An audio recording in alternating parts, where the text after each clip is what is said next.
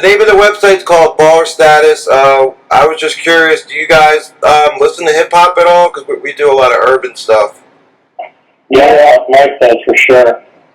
Who do you guys? Looking for like corridos. So David, you're not a big hip hop guy? I am, but I like old school, man. I mean, I grew up like on the old school stuff. Doing it, you really love. Like that kind of freestyle music, house music. I knew it, dude. I think. So I saw the movie yesterday, and it was awesome. It was so good. It's probably the best war movie I've ever seen. And it had a really realistic tone that showed you the really ugly side of war, and I was curious if that's what you were probably going for. I mean, exactly. What I'm going for is I wanted to show how being in really tough circumstances affects, this family, these brothers, and how they survive, how they cope, how they endure this hell that they have to, not just survive, but actually do a job in. And within this world with all this violence and plain bad shit happening, there's still this heart, this human heart, this brotherhood. These guys have a history, and they love each other, and they care for each other, and they look out for each other, and they tease each other, and just like any family. I'm 28. I'm not, I'm in the middle, and my generation and the younger generation are really so far removed from, seeing a war like that. We've been in Iraq and Afghanistan, but I feel like it was important for people my age and younger to watch this so they see what war is really like, and, because I just feel like we're just so set in our ways that we don't even realize, you got to remember things like this so it doesn't happen again. That's exactly right. It's 60 million people died in World War II, and it changed. It changed the world. The consequences of it are still unfolding today. And what these guys did, and going over to Europe and freeing Europe and freeing East Asia, I mean, it's nothing short of heroic, and these are just regular people that got drafted in the army and went and fought and did their duty and came home. I mean, there's real mobility in that. So how long did it take you to, write all this and just come up with the whole concept with all the different characters and everything? I did a lot of research, a lot of books, talked to veterans. I read a lot of documents from the war, action reports and army reports about the tanks. I started a version of it, and then I realized I was just writing the same movie that everybody else makes about World War II. I didn't want to do that.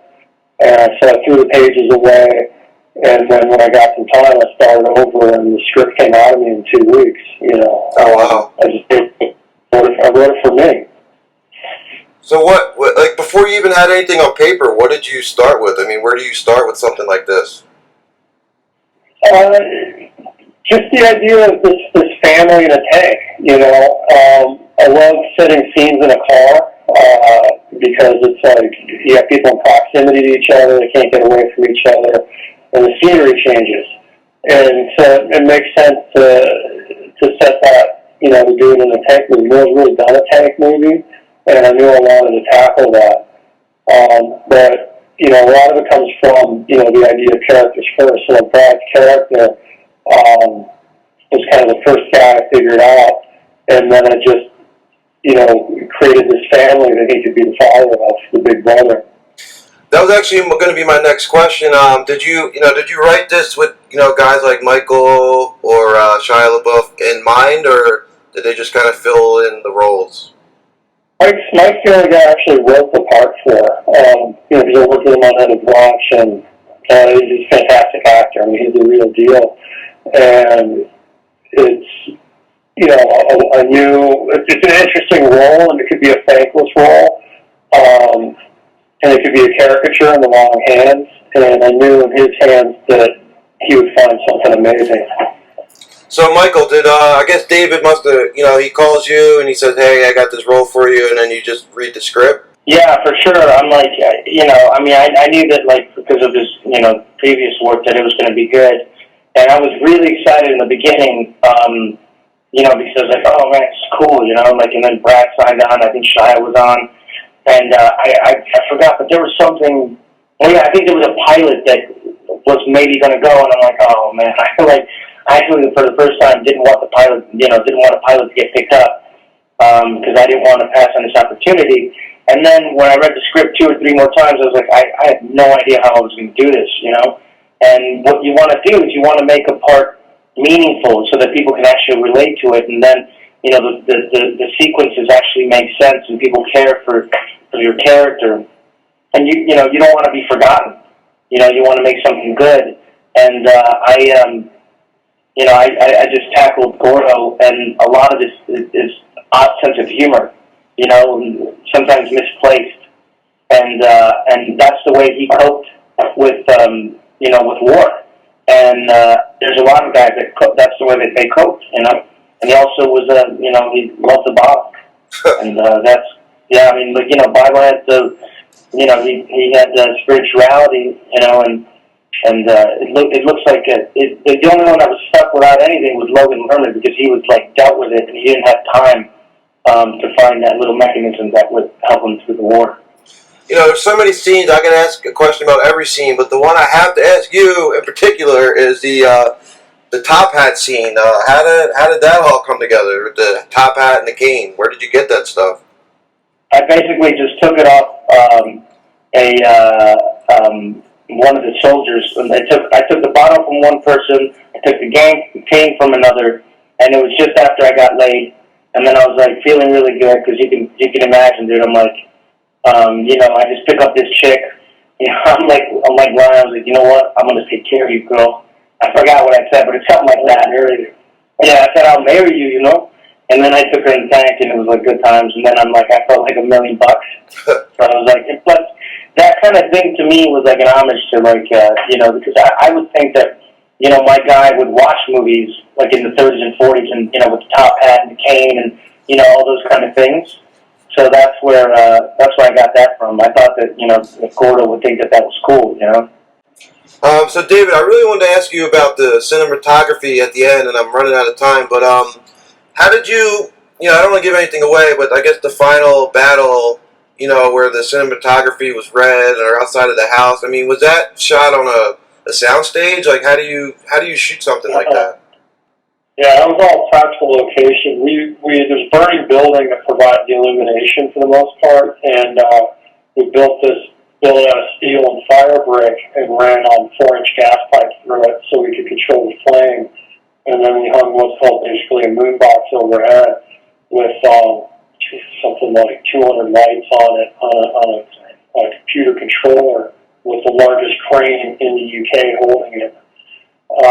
It was really a technically difficult scene to light and make feel natural, all that firelight, it's lit by firelight. But it came out amazing. It was beautiful. Yeah, I'm a huge fan of all your movies, and I get the feeling you're probably like a real badass in real life. Would you qualify yourself as a badass? Let me tell you something, bro. We were sparring. We had headgear on. This son of a gun, it was like a week left, and he's like, I want to spar. And then he punched me in the face a couple times. And dude, I'm like, this is my director, dude. You know what I'm saying, dude? I was laying in the room a little bit, I was punching him in the stomach, and what did he do? Punch him in the face. No big deal. He probably figured if you had like a black eye or missing teeth in the movie, it would look good in the movie. And he's like, hey, there's always makeup. Yeah, there's makeup. So real quick, you mentioned earlier how this is like different than any other World War II movie. For those who haven't seen it, how would you describe it to kind of draw people in to want to see it? As opposed to comparing it to other World War II movies. It's not what you're expecting. It's not. It's not what you're expecting. It's like, this thing has soul. It's entertaining. There's like a heart to it, it's like five brothers. You know, it's like imagine going to war with your five best friends. You know, and that's what this movie's like. Yeah, I really it had a mix of everything, you know, drama, you know, there was some comedy in there that worked, and I almost felt like it was a horror movie because I was on the edge of my seat. You really don't know what's going to happen next. It's incredible tension because you care about the guys. I mean, normally in these movies you don't care about the guys. They're like caricatures. You know, it's the same set of stock characters that get recycled in every movie. But these are like real dudes. These are bros. Yeah, the bond and the brotherhood they had, I think, really made the movie great, especially when they all would say, you know, greatest job in the world. Yeah, best job I ever had. Best job I ever had, yeah. So what do you guys have going on? You know, what do you have working on next? I know, Michael, you're on a show now, but do you have any more movies coming soon? Yeah, I'm doing a Marvel movie right now that's called Ant-Man, and then I'm starring in a Mexican soap opera, and then after that I'm starring in another Mexican soap opera. I was just curious, what is, you know, you've been in so much... Bro, I'm kidding. Michael, what's like your most personal, you know, favorite role that you've done? Because you've done so much stuff. There's a couple. I think Crash and End of Watch for me are the ones that I think for some reason are the most personal. And then, you could throw in there Fury and World Trade Center. So, David, just last question for you. You know, I'm a big fan of your movies. What are you working on another movie now? No, dude, I'm just checking the lawn ads. I'm trying to get work. Oh, yeah? I'm sure you wouldn't have a problem finding work if you needed it. I'm going to call my agent. But no, you don't have any new movies you're working on or anything, you know, Training Day 2 or something? No, I'm just, chilling. Denzel that now. Oh, yeah. What about Denzel? Yeah, I'll be Denzel. Oh, pre-training day? Well, it would be cool maybe if Ethan Hawke ended up being a bad guy like Denzel. You know, you never know.